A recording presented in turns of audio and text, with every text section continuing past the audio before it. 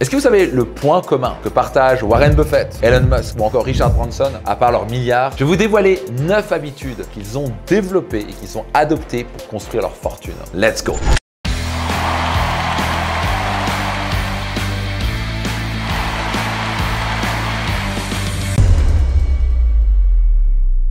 Numéro 1, l'obsession d'apprendre. S'il y a vraiment un trait qui différencie tous les grands dans ce monde, ce sont des machines à apprendre. Je prends l'exemple d'Elon Musk, qui n'a pas hésité à se plonger dans des livres hyper compliqués de la NASA et de la physiologie. Il lisait, il s'entourait, il posait des questions. Il est capable unilatéralement de construire une fusée maintenant quasi à lui tout seul. Il connaît tout sur son produit. Il se forme continuellement. Prenez Warren Buffett, il passe 4, 5 heures, 6 heures par jour à lire des livres, à appeler des amis multimilliardaires investisseurs en disant qu'est-ce que tu penses de ça, qu'est-ce qu'il pense de ça. Avant d'acheter une entreprise, il va la voir, il va discuter avec les fondateurs, avec les CEO, il veut apprendre. Et quand il fait un investissement, il en fait peut-être un par an en moyenne. Parfois, il prend aucun investissement pendant 3 ans. Mais quand il fait un investissement, il génère des milliards. Combien de temps vous passez à faire des formations, des séminaires, écouter des podcasts, faire appel à un mentor, faire appel à un mastermind pour apprendre et apprendre et apprendre? S'il y a une chose qui va vraiment vous assurer la réussite dans votre entreprise, même au niveau de votre liberté financière, vous devez vous transformer en machine à apprendre. Moi, je suis transformé en machine à apprendre dès l'âge de vraiment 23 ans. C'est là où tout a pivoté, le business a grandi, les revenus ont explosé et quelques années plus tard, j'étais multimillionnaire, financièrement libre, et que je suis devenu une machine à apprendre. C'est la raison pour laquelle je gagne 10 fois, 50 fois, 100 fois, peut-être 1000 fois que la plupart des entrepreneurs. Numéro 2, diversification des investissements. C'est pas au début. Quand vous démarrez une boîte, vous voulez vous focaliser. Un produit, un service, un client,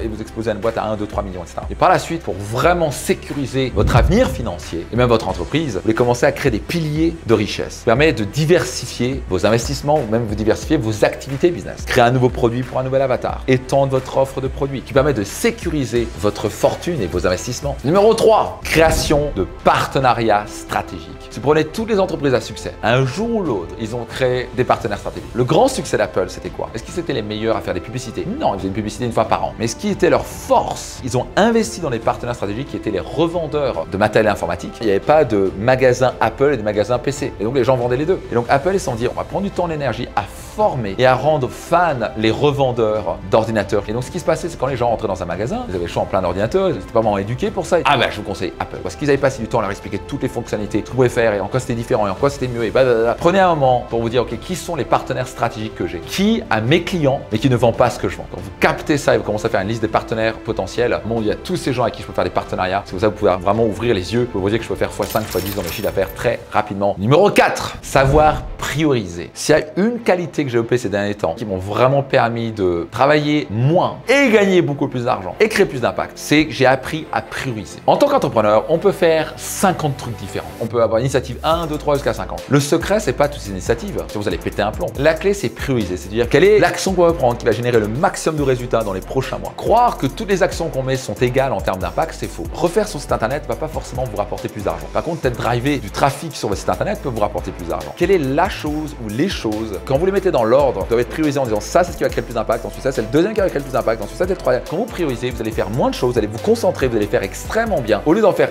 10 trucs différents que vous faites rien de bien et à la fin rien n'avance, vous faites une chose, vous faites extrêmement bien et vous faites encore et encore jusqu'à ce que ce soit maximisé. Une fois que c'est maximisé, vous déployez la deuxième initiative, puis la troisième initiative. Ce que je vous donne ici, ça vaut de l'or. Vous faites ça, vos équipes vont être moins stressées, il y aura moins de burn-out et vous allez gagner beaucoup plus d'argent. Numéro 5, économie et ou investissement judicieux. Tous les entrepreneurs à succès ont appris à savoir économiser sur les bonnes choses et savoir faire les bons investissements au bon moment. LVMH, par exemple, Bernard Arnault, c'est un des hommes les plus riches du monde parce qu'il a été incroyable à savoir faire les bons investissements. Donc pour lui, c'était croissance externe. Racheter une entreprise, bien l'installer dans le groupe et ce qu'ils ont fait, ils sont devenus multimilliardaires et ils ont un succès, comme vous connaissez, qui est LVMH. Donc à la fin, c'est un jeu de comment vous pouvez bien gérer vos coûts et bien investir. Et parfois, vous pouvez faire un bon investissement, mais vous faites au mauvais moment. Et moi, j'ai fait l'erreur de recruter un CFO que j'ai payé vraiment trop cher, à plein temps. Quand j'avais une boîte à 2 millions, on parle de quelqu'un que j'ai payé plus de 10 000 balles par mois. C'était complètement ridicule. Et en plus, le gars était vraiment pas cool. Ça a failli tuer ma boîte. La raison pour laquelle, d'un coup, heureusement, je l'ai viré, c'est parce que j'étais dans un mastermind américain et qu'ils m'ont dit, ça a besoin d'un CFO. Ton chiffre d'affaires, là, c'est pas possible. T'es en train de tuer toute ta marge. Et ce qui est vraiment efficace, c'est pas le gars qu'il te faut pour l'instant. Il faut que tu grandisses d'abord et après, tu pourras te prendre un CFO. Maintenant, j'ai un CFO. Juste avoir viré cette personne-là m'a fait économiser 120 000 € par an. Et ça m'aurait coûté la boîte. Numéro 6, l'adoption d'une mentalité qui est chaque échec est une leçon. Ah mon Dieu, il y a un échec, on s'est planté, on est nul et ça. Vous n'allez rien apprendre. Mais dès qu'il y a un échec, vous dites quelle est la leçon dans tout ça? Est-ce que Warren Buffett a fait des mauvais investissements? Absolument. Je crois qu'il en a tiré une leçon qui a permis de faire un meilleur investissement. d'investissement. Est-ce que Steve Jobs a fait des erreurs? Absolument. À chaque fois, il en a tiré une leçon qui permet de continuer et de croître et d'avancer. Vous devez absolument transformer toutes les erreurs en leçons. Vous voulez rentrer dans un état d'esprit de croissance. Chaque chose qui m'arrive, je vais la tourner en leçon. Quand vous faites ça, vous avez 10 fois plus de chances de succès que votre concurrence. Parce que eux, s'ils voient un échec, ils font ah, c'est un échec. Non, quelle est la leçon? Donc, la prochaine fois, votre prochaine campagne marketing, je sais pas trop quoi, soit un succès. Quand vous avez un mindset comme ça, je peux vous garantir, tout devient possible pour vous. Numéro 7, écoutez vos clients. Ne restez pas dans votre tour d'ivoire. Lancez des sondages, écoutez les besoins de vos clients, leurs envies, restez pertinent. Un parfait exemple, c'est l'entreprise Decathlon que vous connaissez très bien. Et ce qu'ils ont fait extrêmement bien, c'est d'écouter leurs clients et de créer une panoplie de produits pour différents niveaux de l'athlète. Du débutant jusqu'au plus haut niveau. Qu'est-ce que toi tu veux? Ah, mais nous on veut ce genre de chaussures, nous on veut ceci, on veut cela. Ok. Puis après, ils regardent qu'est-ce qui se vend, qu'est-ce qui se vend pas. Ok, ben on arrête de vendre ça. On change de stock. Et c'est comme ça qu'ils ont pu grandir parce qu'ils ont été les meilleurs à écouter leurs clients. Numéro 8, vous voulez adopter la technologie pour rester concurrentiel. Comme vous pouvez le savoir, on est dans l'ère du numérique. Et se dire que non,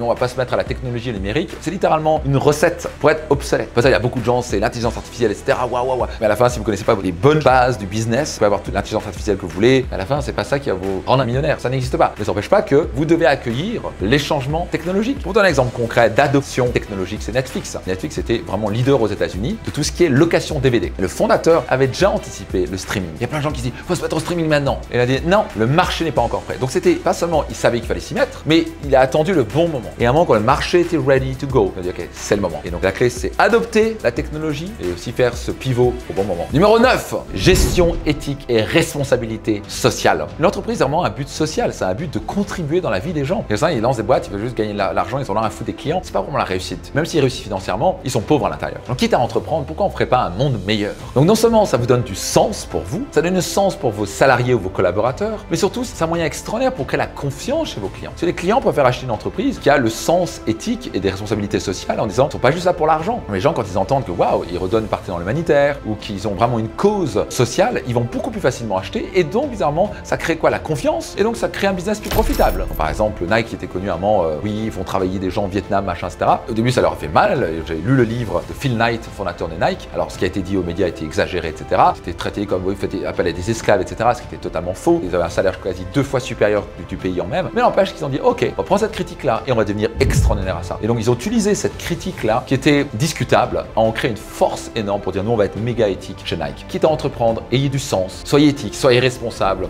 Merveilleux! Parmi ces 9 clés que vous avez apprises dans cet épisode, quelle est la clé que vous pensez que vous devez plus développer? Notez dans les commentaires et surtout passez à l'action parce que à la fin vous pouvez tout apprendre. Passez pas à l'action, il n'y aura rien qui se passe. Donc qu'est-ce que vous allez mettre en place maintenant? Engagez-vous dans les commentaires ci-dessous. Si vous pensez que ça peut bénéficier des personnes autour de vous, faites-le et rendez-vous dans un prochain épisode. Juste avant de nous quitter, j'ai un cadeau pour vous. C'est un guide 100% gratuit qui s'appelle les 7 moyens pour booster votre chiffre d'affaires de 100 à 200% et cela sans devoir dépenser un centime. C'est 100% gratuit, c'est un cadeau de ma part. Pour l'obtenir gratuitement, vous avez juste à cliquer et le télécharger dès maintenant.